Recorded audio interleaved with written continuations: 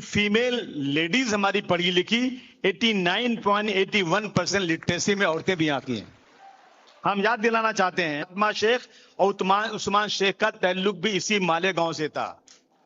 तो जो सावित्री बाई घर से निकली तो उनको सहारा देने वाला कोई नहीं था सिवाय फातिमा शेख के।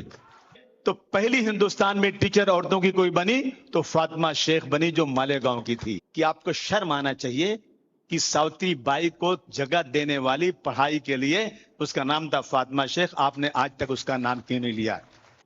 भूल गए हम लोग उनको। साथियों, मैं आ रहा था तो मैं मालेगांव के बारे में लगा देखने गूगल पे, और मुझे बहुत खुशी हुई इस बात को देख करके कि आज जो है पूरे महाराष्ट्र में लिटरेसी यानी पढ़ाई लिखाई में 87.1% मालेगांव के लोग हैं। तालियां बजाकर स्वागत कीजिए, जो महाराष्ट्र की एवरेज से सबसे ज्यादा है।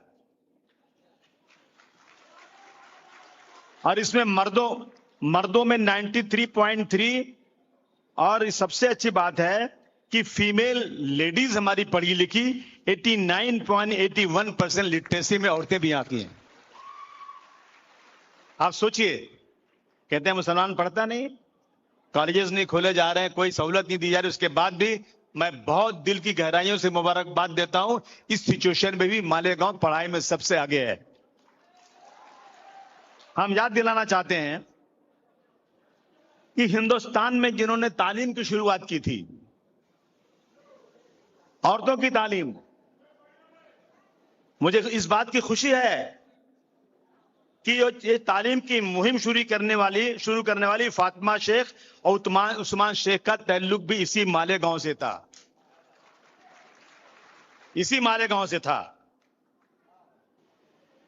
वो पैदा हुए तो यतीम थे। वो 1830 के आसपास जब यहां कहत पड़ा था तो मालेगांव के बुनकर यहां से कुछ चले गए थे पूना में।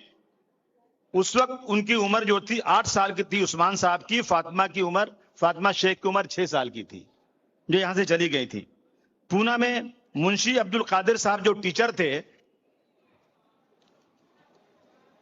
उन्होंने उनको पनाह दी और उस्मान शेख को ऐसे स्कूल में डाला गया था जहां पर महात्मा ज्योतिबा फुले भी वहीं पढ़ते थे, दोनों एक साथ पढ़ते थे।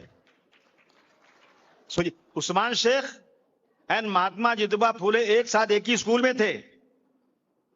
और जब महात्मा ज्योतिबा फुले की शादी हो गई और उनकी बीवी जो है तालीम की तरफ जाने लगी, तो जो बड़ी जात के लोग थे उन्होंने कहा कि हम ये बर्दाश्त नहीं कर सकते कि औरतें तालीम में जाएं, खास तौर से दलित औरतें और मुस्लिम औरतें। तंग आ गए वो।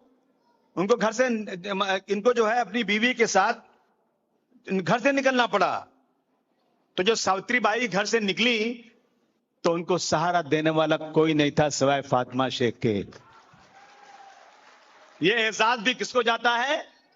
मालेगांव को जाता है। बहुत बधाई मालेगांव की सरजमीन को देना चाहता हूं मैं।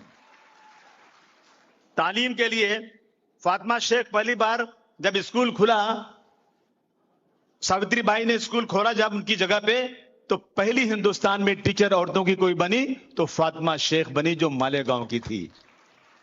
लेकिन आज मुझे अफसोस के साथ कहना पड़ रहा है, आज चारों तरफ किसका नाम है? सावित्री बाई फुले का, ज्योतिबा फुले का। लेकिन कहीं भी आप नाम सुनते हैं उस्मान शेख का या फातिमा शेख का? नहीं सुनते होंगे आप।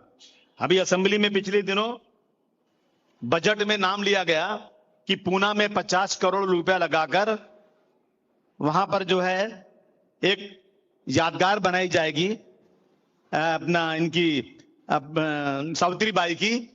तो मैंने खुल के कहा खड़े होकर के कि आपको शर्म आना चाहिए कि सावित्री बाई को जगह देने वाली पढ़ाई के लिए उसका नाम था फातिमा शेख। आपने आज तक उसका नाम क्यों नहीं लिया? नहीं नाम लिया उन्होंने। भूल गए हम लोग उनको। लेकिन अगर आपने अबू आसिम को ताकत दिया, जिस तरह से मैंने मुंबई में, मेरे इलाके में, अगर मुंबई जाएंगे, जब आप मुंबई में फ्रीवे एक जगह है, देखा किसी ने फ्रीवे?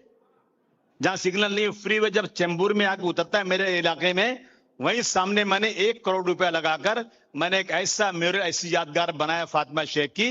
फातिमा शेख की, उस्मान शेख की, इन लोगों की, कि उनकी पूरी की पूरी जिंदगी के बारे में उसमें, और सब उर्दू में भी बहुत बड़ा लिखा है वहां पर, आप आके देखिए। अगर आपने अबू आसिम को ताकत दिया, मैं मालेगांव में फातिमा शेख का बहुत बड़ी यादगार बनाने जाऊंगा इंशाअल्लाह ताला।